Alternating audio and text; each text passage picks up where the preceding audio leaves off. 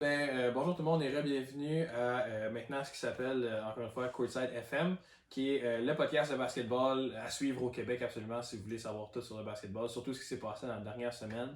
Depuis notre dernier podcast, il y a la deuxième ronde de la FIBA World Cup qui s'est terminée, ce qui a permis de savoir qui étaient les équipes qui étaient qualifiées pour les quarts de finale de la FIBA World Cup. Dans le fond, c'était un petit peu bizarre comme deuxième tour. Là. Ils ont mis tous les gagnants dans des poules différents, puis ils gardaient les mêmes records, puis ils jouaient les deux équipes qui n'avaient pas joué. C'était vraiment bizarre, là, mais... C'est vraiment bizarre, là. Ouais, Je sais pas comment ils ont fait ça, mais... C'était, ben, tu sais, ils ont splitté, comme les deux gagnants, ils ont splitté dans des poules. Je sais pas si c'était super nécessaire, Non. mais regarde, ça tient avec ça, là.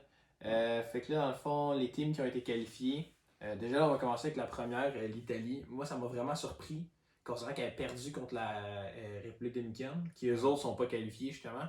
Puisque dans leur groupe, c'était l'Italie et la Serbie. Dans le fond, la dernière game qui s'est jouée, je pense, ce matin, la Serbie avait déjà qualifié garantie. Mais la République dominicaine devait les battre pour se placer à la place de l'Italie dans les quarts de finale. Puis je pense qu'ils ont perdu par comme 30 à matin, quelque chose comme ça. Non, j'ai vu qu'ils ont perdu. Fait que ça a été plate pour eux un peu. Justement, il y a aussi la Serbie qui ont mangé pas mal tout le monde quasiment. Ils ont perdu une game à un moment donné, mais ils ont mangé pas mal tout le monde. Ensuite, on a mon équipe qui était le Dark Horse que j'ai mentionné dans le dernier podcast, la Lituanie. Les autres se sont qualifiés 5-0. Fait que c'est pas pire. C'est une des seules équipes qui ont défilé avec l'Allemagne. Non, l'Allemagne? Ouais, l'Allemagne, ouais, ils sont 5-0 oui, aussi. Oui, ouais. L'idée par, qu'on dirait NBA MVP Dennis Schroeder. Mais... Ouais, c'est vrai. Non, lui, il y a quelque chose. On a évidemment Team USA. Parce que c'est Team USA là, qu'on peut faire. Exact. La Slovénie de Luka Doncic aussi s'est qualifiée. Ouais. Ça a été le fun. C'est le fun de voir ça. Ils ont mangé une méchante volée ce matin contre l'Allemagne. Ouais. Mais ils se sont qualifiés pareil en deuxième. Ouais. Ensuite, grâce à une victoire incroyable ce matin contre l'Espagne, le Canada s'est qualifié. Ouais. Puis en même temps, ça leur a permis d'être une des deux équipes des Amériques qui étaient qualifiées pour les Olympiques avec Team USA, obviously. Ouais, puis qu'il reste plus de... Ouais. Puis il y a la Lettonie aussi qui était dans le groupe de Canada. Mon Dark Horse. Ouais, Dark Horse qui s'est finalement qualifié aussi en dessous du Canada, mais quand même qualifié pour le quart de finale. J'ai vu aussi qu'en parlant des Olympiques, là, que le Japon, je pense, se sont qualifiés, peut-être quelque chose comme ça. J'ai vu ça passer, je suis peut-être complètement wrong là, dans le champ, mais le Japon, je pense, se sont qualifiés aussi pour les Olympiques depuis un méchant bout. Là, parce que nous, on suivait plus vraiment ça, parce que c'était la section classement 17 à 32. Ouais, mais il y avait des games qui jouaient là-dedans vraiment importantes pour les qualifications. Faut que tu sois comme dans le top 2 genre de l'Asie. Ouais, il faut que tu sois dans le top 2 de ton continent pour te qualifier, mais je suis comme pas trop sûr pourquoi, parce qu'il y a comme, en tout cas, il y a d'autres continents qui est comme 6, là, mais tu sais, ils devraient, mais eux autres en tout cas, ils étaient dedans. Je pense que c'est comme une qualification directe, puis les autres, faut qu'ils jouent, là, quelque chose vraiment. Mais là, ça, le Canada, c'est la première fois depuis les Olympiques de 2002, je pense, quelque chose comme ça. Là, c'est ça, je trouve bizarre, parce que je pensais pas que ça faisait aussi longtemps que ça qu'on était pas allé aux Olympiques. Ouais. Sinon, on a eu les match-ups aussi qui sont sortis après les games de ce matin pour les quarts de finale. Premier match qui va jouer mardi. Dans le fond, nous, on sort ça lundi, mais il va jouer le lendemain. La Lituanie contre la Serbie. Ça va être un match vraiment le fun à voir. Là. Pour nous, c'était un petit peu plat, c'était à 4h45, là, mais on fait avec là. Un mardi matin. Mais non, ça, Lituanie-Serbie, ça va être pas pire. Ça va être un bon match. Dans le fond, la Lituanie qui a fini premier dans son groupe, Serbie deuxième. Ils vont jouer. Moi, c'est sûr que je vais pour la Lituanie qui gagne. Je pense que les Lituanie vont. Ça va être quelque chose. Après ça, on a un match qui risque d'être probablement plus facile qu'on pense. L'Italie contre les États-Unis, mardi aussi. D'après moi, les États-Unis, c'est la logique, ils vont manger. Pour vrai, c'est plate pour l'Italie parce qu'il manque. Comme il y a bien des joueurs, je pense, qui ont vu qui ont retire, qui étaient rendus comme pas mal mieux. Puis t'avais Donald Gallinari qui est blessé. D'après moi, ils vont manger. Je sais pas ce qu'ils font là. Ça aurait été cool de voir la République dominicaine parce que ça aurait été comme nouveau. Parce que l'Italie sont tellement bons, mais rien se peut faire. Après ça, on a l'Allemagne contre la Lettonie. Ça, c'est tough pour ton Dark Horse. L'Allemagne sont undefeated, joue super bien. Ouais, c'est vrai. C'est tough un peu avec les Wagner Brothers. Ça fait le même. J'ai vu par contre ce matin que Dennis Schroeder il s'est comme astiné avec son coach. Apparemment le coach avait comme pogné sur le côté pour dire d'aller s'asseoir. Puis comme Dennis Schroeder était pisse, je pense qu'il faut qu'il se calme un peu. Là. Ouais. C'est comme. Je comprends, là, mais tu sais, t'as gagné contre la Slovénie par 30. Là, comme. C'est pas grave, là, je sais pas. Ouais, j'avoue. S'il voulait coacher, il avait juste arrêté de jouer et coacher à sa place. Là, je sais pas. Puis le dernier match des quarts de finale qui va être Canada contre Slovénie. Fait que là, ça va être quelque chose. Voir comment les Canadiens vont réagir à Luka Doncic. Qui va guard Luka Doncic? Ben, d'après moi, ça reste Dylan Brooks. Ouais. Un switch entre Dylan Brooks et Lu Dort. Ouais, parce qu'on a vu ça souvent, surtout, là, on va skipper un peu, mais ce matin, la game contre l'Espagne, c'était ça les match-ups qui switchaient. Là. Comme Dylan Brooks a pogné leur meilleur joueur pendant un bout, il a pogné 2 fautes vraiment stupides rapidement. Puis là, ils ont switché à Lu Dort, puis c'est pas mal ça. Ouais. Ça nous amène. Moi, ça change pas mon top 3 dans le fond. USA peut jouer la Lituanie en demi-finale, puis après ça, les Lituaniens peuvent perdre contre USA et finir 3e quand même, comme j'avais dit, puis Canada se rend jusqu'en finale contre USA, quand même 2-3. Pour Mathis, ça complique un peu les choses, je pense que j'ai compris. Là. C'est obligé de changer parce que vu que Canada et Slovénie jouent contre, donc mon top 3, ça reste USA premier, deuxième Canada, troisième Lituanie. USA, Lituanie. Ouais. Non, ils sont vraiment forts. Comme on a vu ce matin, si on rentre dans les match-ups un peu spéciaux depuis le dernier podcast qu'on a sorti, juste ce matin, justement, la Lituanie a battu USA 110-104. Ce matin, c'était incroyable à voir. Moi, j'ai regardé un peu. J'ai eu le temps de la regarder. Puis, ce que j'ai vu, là, il y a beaucoup de. Les commentateurs en parlaient beaucoup, puis je l'ai vu énormément aussi. D'un coup que Team USA a commencé à être down, ils ont juste commencé à check les 3 points. Là. C'est ça. C'est n'importe quoi, ils ont check les 3 points, tu sais, comme du skill, tout ça, puis il manquait tout. Ils ont pas assez proche pour vrai à un moment donné de remonter. Vers la fin, en plus, c'était super proche, puis il y a eu une faute vraiment stupide, je dis pas stupide, mais. Pas nécessaire. Ouais, c'était comme. C'était. Mikal Bridges, je vais le montrer dans la vidéo, là, je vais montrer la séquence. Mikal Bridges, il a guard un gars. Puis il y en a un autre qui a cut, puis il a fait la passe, puis Anthony Edwards le grab par en arrière, puis là le gars est tombé. Je pense qu'il y a un petit peu de faking là-dedans, mais il est tombé. Puis là ça a donné des lancers frappes, c'est ça qui les a tués. C'était la séquence, je pense qu'il.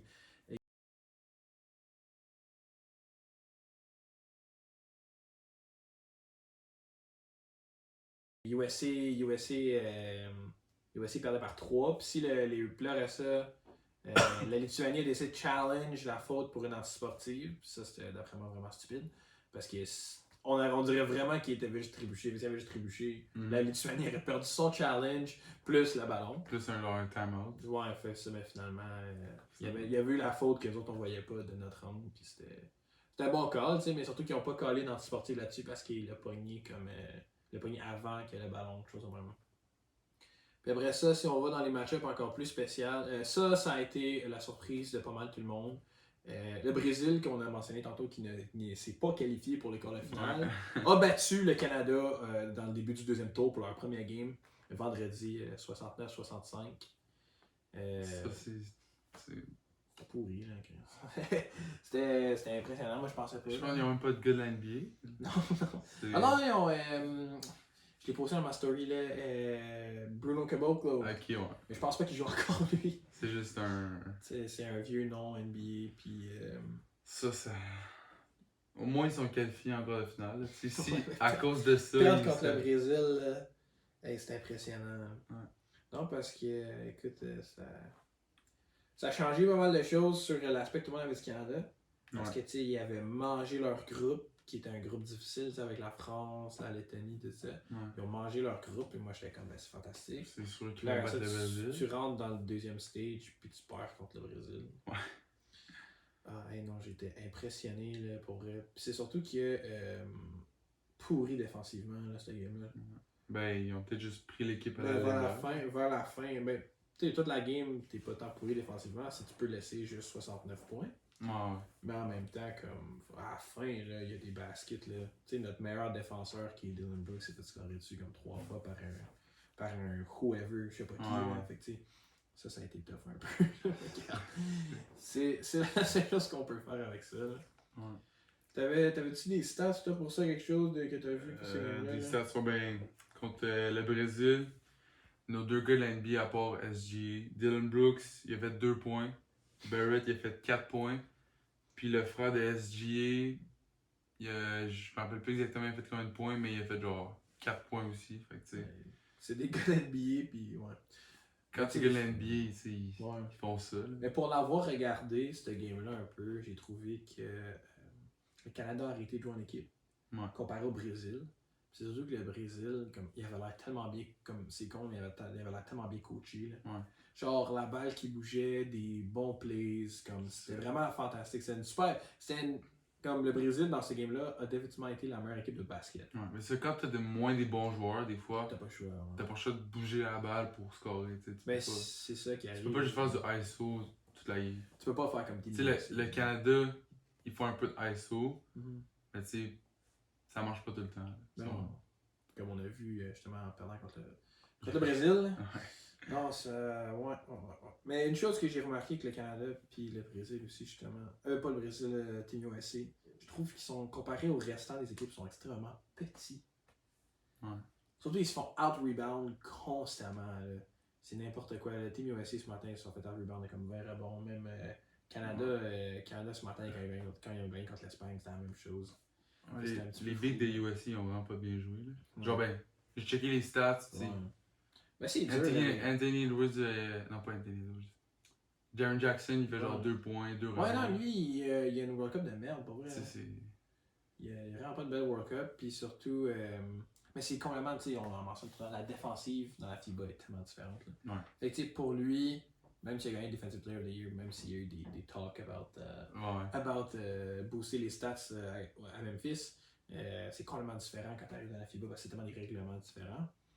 Puis, tu sais, après ça, si ton set de big, ton center déjà, si tu as un Jackson Junior, ça marche pas vraiment. Non, c'est plus un 4. C'est ça, c'est plus un 4, il shoot. Fait que ça, après ça, il faut qu'il joue contre des bigs comme Jonas Valanciunas, Nikola Vucevic, ces affaires qui sont des vrais bigs, ça c'est tough. Après ça, t'as Paolo Banchero, Walker Kessler, puis Bobby Portis Jr. C'est pas des noms des big men dans l'NBA, tu sais. C'est pas juste simple. Si tu me parles pas, si tu me parles de big dans l'NBA, le premier nom qui va venir en tête, c'est pas pas ces gars-là. Ces trois gars-là, tu sais, qui sont le remplacement des autres. T'sais, c'est des bons joueurs pareils, là, c'est des super bons joueurs, mais c'est juste pas le top qu'on aurait dû avoir. Fait que, tu sais, si je compte des vrais centers, là, ça commence à être tough. Ben, c'est ça, tu sais, des centers plus traditionnels, tu sais, surtout que. Regarde, ils sont pas habitués de jouer là non plus, dans l'NBA. On a vu ça aller, puis c'est quand même un rôle différent, là. Surtout quand tu parles de FIBA. Après ça, on a vu mardi, un peu plus tôt là, dans la semaine, à la fin du Stage 1, Canada a battu la Lettonie 101-75, je pense à peu près. Quelque chose comme ça, je suis pas sûr du score à 100%. Fait que ça a été spécial, tu sais, moi, comme je te dis, on a vu ça, on est comme Canada il y a bien du monde qui disait qu'il fallait drug test Canada, mais ça a rien donné quand on a perdu contre le Brésil. Anyways. Exact. Puis là, dans le fond, ce matin, enfin pour le Canada, il y avait un make-or-break game. Plus que l'Espagne avait perdu contre la Lettonie puis que le Canada a perdu contre le Brésil, mais qu'il y avait une coupe d'affaires bizarre un peu. Bizarre. C'est parce que l'Espagne puis le Canada ont fini premier dans leur groupe, mais ont perdu la première game en rentrant dans le deuxième stage. Fait que là, dans le fond, le gagnant de ça partait avec la Lettonie parce que la Lettonie a battu le Brésil. Fait que le gagnant de cette game-là, ce matin, partait avec la Lettonie. Puis à un moment donné, je pense, au halftime, on était down 10. Puis au troisième quart aussi. Ouais, puis là j'ai capoté, j'étais comme, hey, j'ai dit, s'il faut que le Canada perde contre le Brésil, ben ça. Tu sais, l'Espagne sont bons. L'Espagne sont bons, mais c'est juste, c'est comme, fallait pas perdre point, là. Ouais. Là, finalement, ils ont commencé à remonter, puis là, quand j'ai vu la game, je pense qu'on était up 3, puis il restait une couple de secondes. Après ça, ils ont lancé un méchant 3 points, qui a rentré, puis ça, c'était rendu par 1. Ils ont fauté SGA, la personne que tu veux pas fauter. Rentré ces 2 lancers francs. Puis là, après ça, on est retourné l'autre. Mais là, après ça, ils ont. Ben là, je pense qu'il y a eu un temps mort qui a été pris. L'Espagne est partie. Puis là, ils ont pris un shot, puis pour j'étais sûr que ça rentrait. Ça fait comme front rim, back rim, puis ça a sorti. J'étais sûr que ça rentrait là.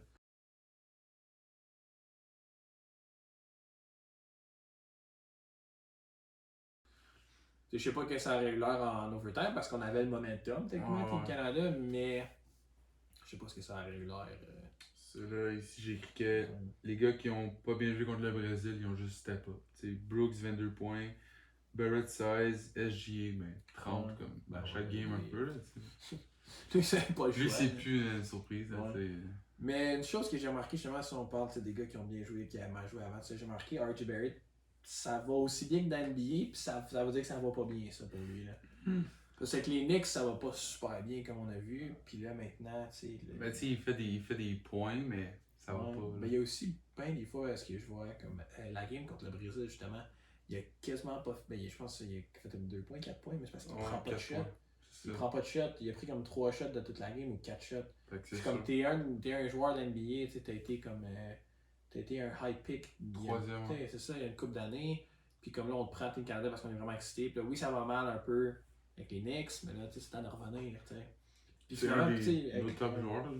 c'est ça, puis avec les Knicks aussi, ce qui s'était fait dire, c'est que c'est son shooting percentage qui était as. Ouais. Mais là, il prend juste pas de shot. Parce que là, on peut même pas savoir si son shooting percentage est bon, il prend 4 shots par game. C'est pas. ça. Puis c'est genre des dunks ou genre. Ouais, c'est ça. Des wide open des 3 3 points. points dans le corner, des affaires de même, tu sais. Fait c'est ça qui est tough un peu, mais là, gars, tu vois qu'il step up, c'est ça qui est le fun, mais on a besoin de lui dans les prochains stages. Dylan Brooks aussi, même si. Plus en defense. Publiquement, je l'aime pas. Ouais. Le fait qu'il fait 22 points quand même dans cette game-là, c'est incroyable. Puis un gars aussi qui m'a impressionné. Ben, c'est quand même un shooter, Dylan Brooks. Ouais, mais il shoot là. Il en a shoot pris quand même. un sale en plus dans le Il est game, confiant, là. il est confiant. Ah ouais, tu sais. mais c'est pas ça qui manque, ça c'est sûr qu'on Non. l'a vu dans les séries des playoffs. Non. Mais non, il t'en a lancé un sale, là, comme la main de l'autre était dans sa main, là, puis ça a rentré, puis c'était comme waouh, c'est un des meilleurs shots de la game. Puis l'autre gars aussi qui m'impressionne vraiment dernièrement, qui a d'après moi une super bonne World Cup, c'est Lou Dort. Ouais. Contre le Brésil, il est rentré, puis il a rentré comme 3 ou 4 points. Ouais, dans le corner. 17, je pense qu'il a fait. Voilà, c'est ça. C'est le deuxième meilleur. Il shootait super bien contre le Brésil, ça allait super bien. C'est ça que j'aime de voir, tu sais, un gars du Québec, hein, Québec, ce stage Canada, puis c'est super important. C'est sûr que là, il vient off the bench. Mais tu sais, avec la FIBA, on a vu que même si les gars qui viennent off the bench, ils peuvent avoir un grand impact. Ouais. Tu sais, on a vu, d'après un player rating, je pense, de l'efficacité, tu sais, Austin Reeves, ça serait le meilleur gars USA, mais il vient off the bench. Ça n'a pas tant rapport. Fait que c'est ça, tu sais, fait Dans comme- une équipe stack comme Canada ou USA, si tu viens off the bench, ça veut T'es pas bon, dire ouais. que t'es pas bon, mais tu sais. Ouais, tu sais, c'est un gars qui est comme tout le temps starting 5 avec le Thunder. Il arrive ici, il faut qu'il bench. Mais en même temps, c'est le fun de voir qu'il prend son rôle à cœur parce qu'il Faut pas qu'il prenne sur son ego. Faut Ouais, qu'il c'est dise, ça. regarde, moi j'arrive, j'amène de l'énergie, j'amène. Ouais, ben c'est ça qui est le fun avec lui, là, il amène tout le temps ça. Après ça, depuis le dernier podcast, justement ce matin, on a vu Anthony Edwards qui a mis une des performances incroyables, 35 points. Dans la 35 défaite points. contre Lituanie, les 3 points à la fin, c'était back, c'était fou. Là. Il en a marqué 2-3 de même, là, c'était assez incroyable. Puis aussi un gars qui est plus dans l'NBA en ce moment, Rondé Hollis Jefferson, qui a décidé de tourner into les comparaisons que j'ai vues sur Instagram, Ouais. Rookie Kobe Bryant. Sur TikTok, Apparemment, les edits. apparemment que c'est la même personne maintenant. Ouais. Porte le numéro 24, il agit comme Il Kobe. met des Kobe. Ouais, c'est ça. Je sais pas, là. Il y a quelqu'un qui a voulu donner un tribute parce que il est incroyable. Ouais. Comme tu regardes, c'est comme si quelqu'un ne sait pas, genre, tu sais, comme le basket un peu, tu lui montres lui, puis il est comme, pourquoi ce gars-là, il est pas All-Star dans l'NBA. C'est ça. Mais c'est juste, il y a Fallout, mais tu sais. Ça reste que lui, il joue pour le pays du Jordan, puis ben, ça reste qu'ils sont pourris. Là. Ils sont éliminés. Ouais, mais ils ont été éliminés dans le premier round. Mais il y a genre des games de. Ben, c'était les games de classement, mais là, Classement. ils ont perdu. Je pense qu'ils ont perdu contre l'Égypte dans les games de classement. Ah. Quand tu perds contre l'Égypte, là. Mais il y a eu des games, comme il y a eu des games vraiment incroyables. Puis après ça, il y a eu des games vraiment poches. Comme contre Team USA, il a fait 20 points. Je suis comme, ok, c'est bon, tu sais. 20 Ouais. points contre les meilleurs joueurs de la planète, apparemment. Mais après ça, je pense que justement, contre l'Égypte. Je pense que c'est contre l'Égypte, justement, il a fait comme 4 ou 6 points. Ouais, c'est J'étais ça. comme, ben là. Première pour ça que je joue pas dans la NBA. C'est ça, c'est Il est inconsistant. mais moi, je préférais un gars constant à 40 points par game que Ouais, ça. ouais. Mais bon. Fait que là, on va rentrer dans le petit segment de fin. Là. Dans le fond, on va commencer, on a noté 2 performances chacun qui sont différentes. Ouais. Depuis le début de la World Cup qu'on a trouvé qui était vraiment le hors du commun. Moi, je vais commencer justement avec Rondé Hollis Jefferson. Quand tout le monde a compris que ce gars-là devait être un des meilleurs joueurs, ou comme d'après le voir, juste ses highlights, c'est probablement un des meilleurs joueurs of all time. Ah, juste les highlights. Ouais, si tu regardes juste les highlights, là, c'est un des meilleurs joueurs of all time. Il a fait contre la Nouvelle-Zélande, tu sais, qui est un pays qu'on a compris quand ils ont joué contre Team USA et qu'ils leur ont donné une bonne game. Ben, au début, il y avait donné une bonne game jusqu'à ce que Team USA explose. Tu sais, on a compris qu'ils étaient quand même pas pire équipe. Tu sais, 39 points, 9 rebonds, 4 assists. C'est un mot à dire, what the fuck. Écoute, c'était incroyable. C'est la première grosse game qu'il a faite, puis tout le monde était complètement confus. Ça a été quelque chose. Toi, c'était qui le premier que t'as Mon écrit? premier, c'est Doncic première game contre Venezuela, je pense. Ouais. Ouais, quelque chose. 37 points, 6 rebonds, puis 7 passes décisives. Ouais, c'est ça qu'on disait, c'est une game normale. Ouais. Puis là, après, ça va parler de ta deuxième performance, mais quand tout le monde a vu genre SGA, première game, ils ont dit ok, MVP, là, Luka Doncic fait ça. Tout le monde. Ok, ouais. Ouais, ça a été quelque chose, surtout que la Slovénie, qui est une équipe qu'on s'attend peut-être pas à ce qu'elle est loin, mais là, on est confiant qu'ils vont perdre contre le Canada, on espère. On represent. Mais tu sais, s'ils peuvent finir 5e, ça pourrait être vraiment. Ça pourrait être quand même bon, là. Surtout que moi, je l'ai vu dans ce game-là. Il y a beaucoup de monde qui disait que c'est plus facile pour Doncic parce qu'il est habitué au basket européen. Mais moi, ce que j'ai vu, puis tu peux prendre la même chose, c'est que pour lui, ça a tellement l'air facile. Là. Ouais. Il est tellement pas l'air de se donner. Il joue genre slow. Comme. Il a l'air nonchalant. Il veut juste être là, il ball out, puis il est content, puis il aime. Ça paraît qu'il aime son pays. Ouais. Il aime jouer pour son pays, puis c'est fantastique. Là. Moi, je le regardais aller, là, il collait des ISO pour d'autres joueurs, puis il s'en allait dans le coin. Je pense pas. Il n'y a pas un All-Star qui ferait ça régulièrement. Dans il y a zéro ego, il veut juste jouer au basket. Pour son pays, puis il aime ça. Puis c'est cool d'avoir un gars de même. C'est comme Jokic. Là, ouais. Jokic, il est même pas venu, là, mais. Ouais. Il préfère s'occuper de ses chevaux. Là. Jokic, c'est son 9 to 5 job. NBA. Parce que le fait, c'est que la Serbie serait tellement bon avec lui. Là. Oui. Genre, il manque juste lui, là, ils sont tellement bons. Puis quand lui était là, il avait battu Team USA dans la dernière World Cup, c'était crazy. Puis là, en plus, c'est encore meilleur que quand il était. C'est vraiment un game changer, ce gars-là. Ben, c'est pas le choix, là. Finals MVP, là, c'est sûr que c'est un game changer, mais finalement, il essaie de s'occuper de ses chevaux, là. Avec Jamal Murray, probablement. Ouais. Mais là, pour moi, ma deuxième performance, de ce qu'on a vu à date, moi, ce qui m'a vraiment surpris, ça a été la première game de chez Gilgeous-Alexander. Lui, dans le fond, première demi de merde contre l'équipe qui jouait. Là, la France, ouais, c'est ça. Ouais. Première demi de merde, finalement, il a tourné en l'entour. 27 points, 13 rebonds, 6 passes décisives. Il s'est rappelé comment jouer au basket. Ouais, c'est quand il s'est fait, hey, comme je suis bon, moi, c'est vrai. Fait que, il a commencé à attaquer plus. Puis c'est vraiment ce qui a permis à Team Canada de péter la France. Eux autres, je pense, sont en train de bien faire dans leur 17-32, la France. Là, je pense qu'ils vont peut-être finir 17e. Là, ils ont gagné contre Côte d'Ivoire. Ouais, par comme 4. Ouais, ils ont gagné contre Iran par comme 6 points. Ouais, non, ils ont abandonné eux autres. Ça, c'est le plus gros flop, je pense. Ouais, ben l'Espagne aussi, qui étaient les anciens champions. Ouais. Finalement, ils sont pas qualifiés dans le top 8. Ça, c'est plate un peu, mais. Je suis content parce qu'ils ont perdu contre le Canada. Ça. Ouais. S'ils gagnent contre le Canada, ça arrête autre chose. Yeah. C'est vrai que c'est cool encore le final. Là. Yes. Puis toi, ta deuxième performance, c'était avec qui? Moi, j'ai Markkanen de Finlande contre Cap-Vert. 34 points, un rebond, 9 assists. C'est juste des petites stats, là, genre. Ouais, tranquille, là. Tranquille.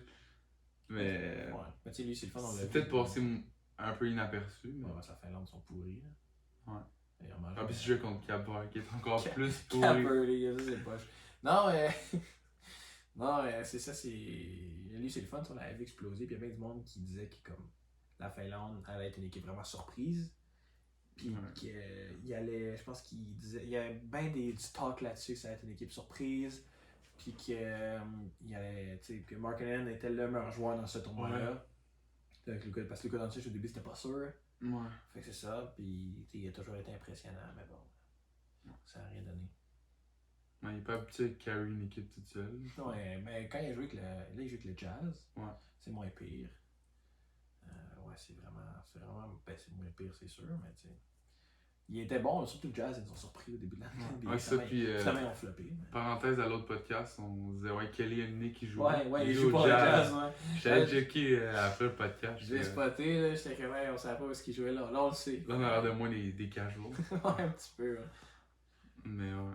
Fait que, ouais, c'est pas mal ça pour cette semaine. Sure. Dans le fond, la semaine prochaine, il devrait, d'après moi, avoir la finale. C'est samedi, ça? Ouais, c'est ça. On va pouvoir vous donner si notre top 3 était vrai. Ça va être cool. Yeah. On va pouvoir faire un update sur les performances. Dans le fond, nos 2 performances préférées depuis ce temps-là. Puis aussi, en même temps, en parlant de performances, on va mentionner nos top 3 performances of all time. Que dans le fond, nous autres, on va avoir aimé. des performances surtout surprises. J'ai vu que c'était un. Mais ça, on va le garder. On va garder une mini-surprise. Je pense que c'est un Coréen qui est le top score of all time. Le plus de games, le plus de points en game de FIBA. Fait que ça va être quelque chose. Fait que si on va essayer d'avoir des top 3 genres différents pour pas nommer les mêmes noms. Ouais, c'est ça. On va laisser ça comme ça, puis après ça, on se verra pour d'autres épisodes après. Possiblement et idéalement dans notre nouveau studio. Yes. Dans 2-3 épisodes. Là, ça s'en vient pas pire.